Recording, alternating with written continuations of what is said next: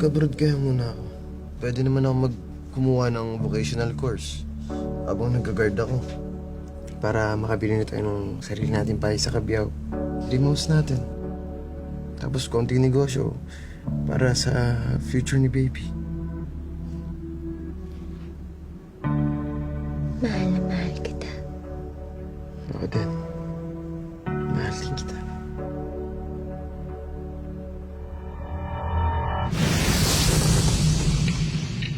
May balita ka na ba sa pwedeng magrelebo sa akin? Kahit 2 days lang. Pucha, 2 months na ako walang day off eh. Yung mag-asawa dun sa 205, mukhang nakakalabuan na eh. Ma'am! Oh. Good morning po. Good morning, Jimmy. Blooming ah.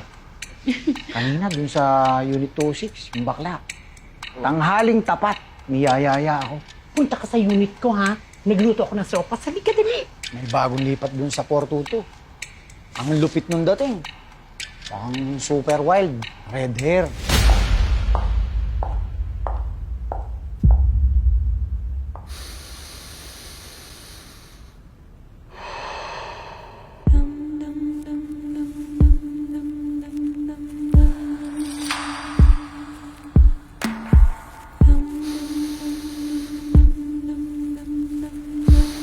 Bards! Uy, nagawa mo riyan. Lumipat ka na kasi ng agency. Matagal ko nang sinasabi sa'yo yan na, darating ka, aalis ako. Hindi naman ganun kadali yun.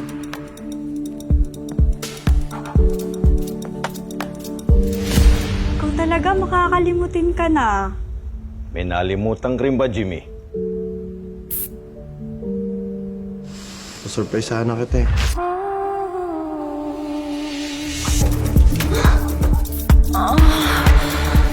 Umalis ka ba kagabi? Baka panaginip mo lang yun.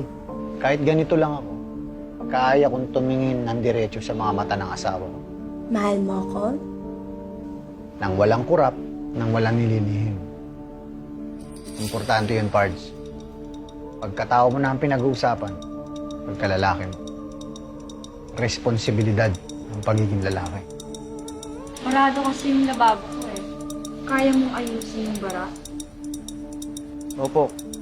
Kaya kong ayusin yung bara.